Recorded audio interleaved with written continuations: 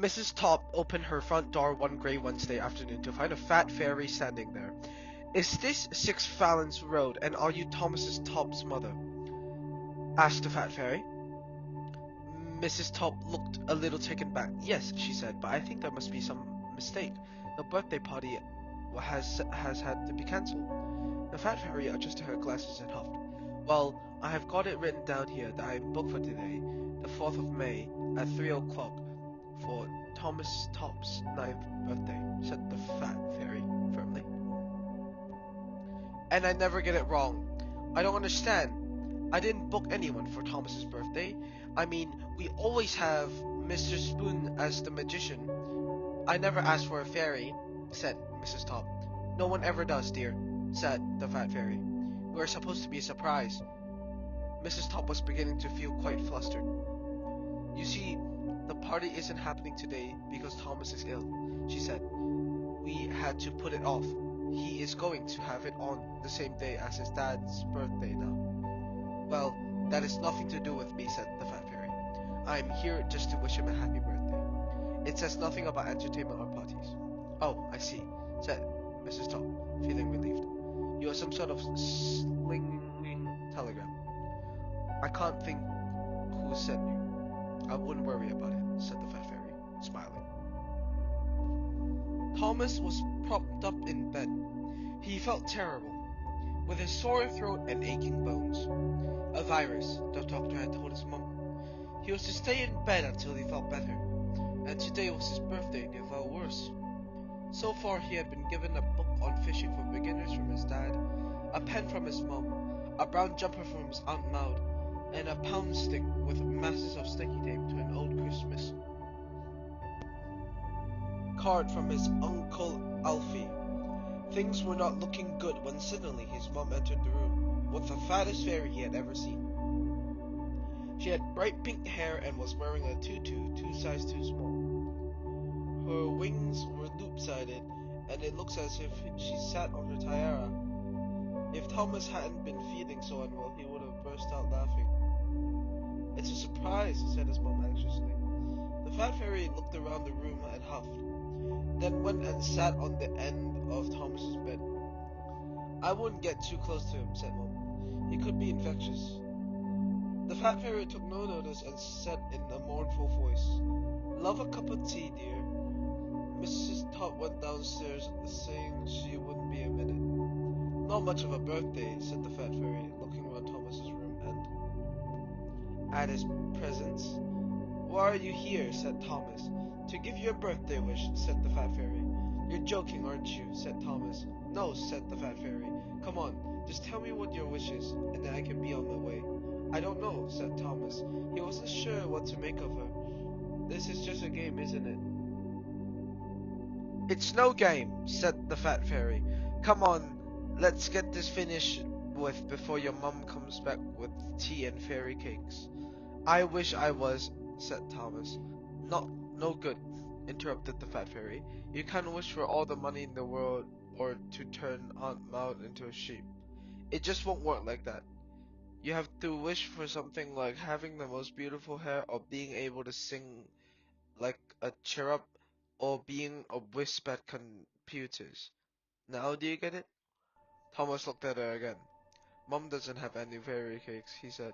The fairy shrugged her wings. Come on," she said. "Concentrate. It's not every day you get a wish granted." "You're kidding, right?" said Thomas. "Whatever," said the fat fairy. "Just get on with it." "I wish that," said Thomas. "No good," the fairy interrupted. "You can't wish for your father to be fun. It has to do with you, Thomas," she said gently. "After all, today is your 9th birthday." Thomas looked surprised. "How did you know that I was going to wish for that?" he said. "Quick," said the fat fairy as Mum's footsteps could be heard from coming up the stairs. Thomas said the first thing that came into his head. "I wish I could fly." Why he said that he could not think. "Nice one," said the fat fairy, standing up just as his mum was about to enter the room with 2 cups of coffee and a plate of fairy cakes. "I'm all done and dusted, dear," said the fat fairy, giving a loud belch. "All this wishing plays havoc with my insides," she went on. gulping down the tea and putting 3 fairy cakes in her handbag. Well, I can't stay here all day enjoying myself, and without so much as a goodbye. She made her way down the stairs. Mum followed, saying, "Wait a minute, I was wondering which company sent you." But by the time she had made it to the front door, the fat fairy had vanished. Thomas went back to school the following Monday. Monday was his worst day. There were games and Thomas hated games. "Could I leave a note saying that I have been ill?" he asked his mum. "No," said his father firmly. "If you are well enough to go back to school, young man, you are well enough to play games." "I think, Alan, that's a bit hard," said his mum. "He has been very unwell." "I am not having that boy mummy coddled anymore," said Dad firmly. "We have had quite enough interruption to our routine." So Thomas stood in the hell zone that was gym. Miss Peach took no nonsense from her class. She had all the apparatus out in the school hall: the beam, the trampoline, the mats, the dreaded jumping horse. All the class lined up ready to jump over the horse. It usually went with a good rhythm, that is until it came to Thomas's turn. Today would be no different, he thought miserably. Thomas closed his eyes and started his run, waiting for the bump as he hit the horse, the shout that would be Mrs. Peach telling him he wasn't trying hard enough, and the laughter that would be his classmates. Except he didn't hit the horse, and all he heard was a loud gasp. When he opened his eyes, he was amazed to find he was about 6 feet off the ground. Thomas landed ungracefully on the other side of the horse. "Thomas, stop! What do you think you are doing?" said a shocked Miss Peach. "Nothing, miss," said Thomas. "Just jumping." The class was silent. Children can jump high, but 6 feet off the ground was unbelievable by anyone's standards.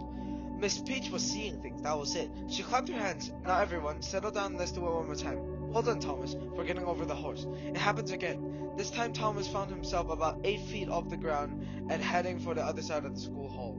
He landed with a loud bump. "That's it, Thomas, top. I will not have this kind of showing off in my lesson," said Miss Peach. "You will go and sit outside until you calm down." Thomas sat outside in the draughty corridor in his plimsolls and a flimsy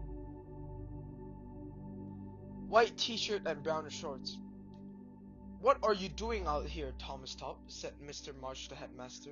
"I got sent out for showing off," said Thomas apologetically. Mr. March laughed. "Not like you, Tom. You're always such a quiet little chap. Come on, let's see what all this is about." The class were now on the trampoline. "Sorry to interrupt you, Miss Peach, but this little fellow told me that he's been sent outside for showing off. Is that right?" "Yes," said Miss Peach flatly. "He was jumping too high." Mr. March looked puzzled. "Jumping too high? Well, I never would have thought he had it in him." "Neither would I," said Miss Peach, who did not appreciate the headmaster's interruption one little bit. "Well," said Mr. March, "I'm sure Thomas will behave himself now, and perhaps he can join in on the trampoline." Thomas had always hated the trampoline. He was no good at coordination. Jumping up and down terrified the socks off him. He climbed up gingerly, his face pale. "Don't forget to bend your knees," said Miss Peach sternly. Thomas bent his knees and straightened up again, feeling very wobbly on his feet. "He's not really trying, miss," said Susie Morris. "He didn't jump," said Joe Corey, another boy in class. "He just bent his knees." "Now come on," said Mr. March. "I'm sure you can do better than that. Let's see you jumping nice and high." What happened next gave Thomas the biggest shock of his life. He found himself going up and up towards the ceiling of the school hall, his legs and arms waving about before grabbing hold of a beam and hanging there. Thomas was scared of heights. They made him feel sick.